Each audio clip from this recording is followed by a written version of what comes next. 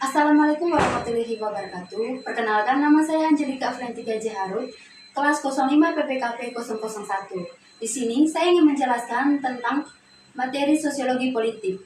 Politik diartikan sebagai seni untuk memperoleh dan mempertahankan kekuasaan. Tentang sumber kekuasaan dan cara memperolehnya, yang dibagi menjadi 6 bagian. Yang pertama, dimensi kekuasaan. Kedua, sirkulasi elit. Yang ketiga, kelas penguasa. 4. Kekuasaan elit. 5.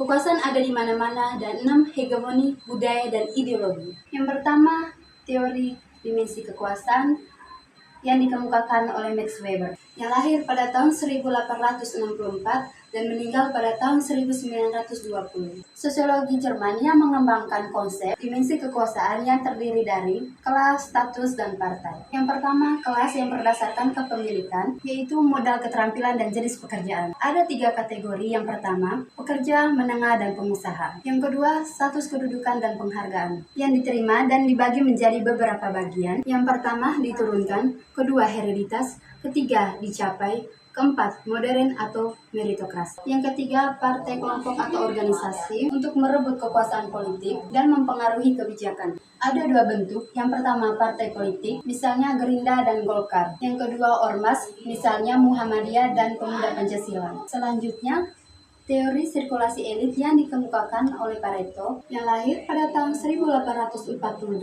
dan meninggal pada tahun 1923, yang berkebangsaan Italia. Teori sirkulasi elit merupakan kontribusi Pareto dalam memahami dinamika kekuasaan dan perubahan sosial dalam masyarakat. Dalam sirkulasi elit ada 2 bagian, yang pertama elit dan kedua sirkulasi elit. Elit dibagi menjadi 2. Yang pertama, elit yang berkuasa, di mana elit yang sedang berkuasa karena memenangkan pemilihan umum. Yang kedua, elit yang tidak berkuasa, di mana elit yang tidak berkuasa tapi dapat mempengaruhi kebijakan atau pengambilan keputusan yang berkuasa.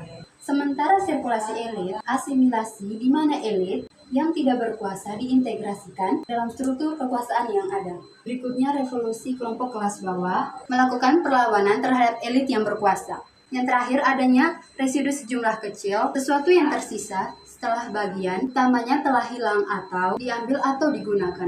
Selanjutnya, teori kelas penguasa menurut Moskat, yang lahir pada tahun 1858 dan meninggal pada tahun 1941. Seseorang ilmuwan politik dan sosiologi Italia yang terkenal dengan konsepnya tentang kelas penguasa atau ruling class dan sirkulasi elit.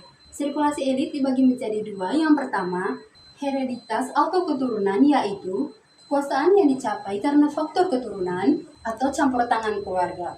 Yang kedua, meritokrasi atau prestasi, yaitu kekuasaan yang dicapai karena faktor perjuangan dan prestasi. Selanjutnya, keempat, teori tentang kekuasaan elit menurut Charles Wright Mills, yang lahir pada tahun 1916 dan meninggal pada tahun 1962, yang berkebangsaan Amerika Serikat. Mills, seorang sosiolog Amerika Serikat yang terkenal dengan memperkenalkan konsep the power elite pada tahun 1956. Kekuasaan elit adalah sekelompok kecil orang yang mendominasi posisi-posisi strategis dalam 3 institusi utama masyarakat Amerika Serikat. Ada 3 pilar kekuasaan elit. Yang pertama, elit pemerintahan.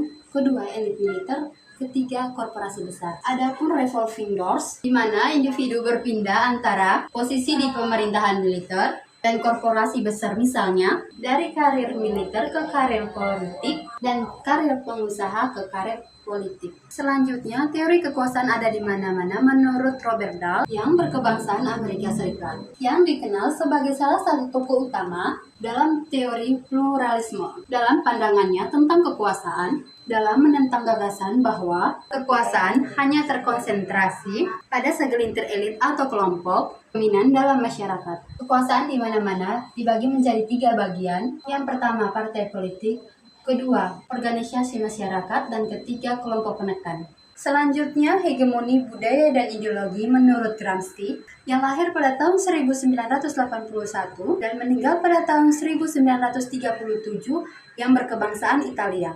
Menurut Gramsci, hegemoni budaya dan ideologi adalah cara kelompok dominan untuk mempertahankan kekuasaannya dengan menciptakan konsensus melalui pengaruh budaya dan nilai-nilai. Hegemoni ini bukan melalui paksaan fisik, tetapi dengan membangun persetujuan sosial melalui institusi seperti pendidikan, media, budaya, dan agama. Dalam konteks ini, kelompok subordinat menerima norma dan nilai kelompok dominan sebagai sesuatu yang wajar, sehingga kekuasaan tetap terpelihara tanpa perlu kekerasan langsung. Gramsci menekankan bahwa hegemoni ini bersifat dinamis dan bisa ditantang melalui kesadaran kritis serta perjuangan dari kelompok yang tertindas. Sekian pemaparan dari materi saya, kurang lebihnya mohon maaf. Wassalamualaikum warahmatullahi wabarakatuh.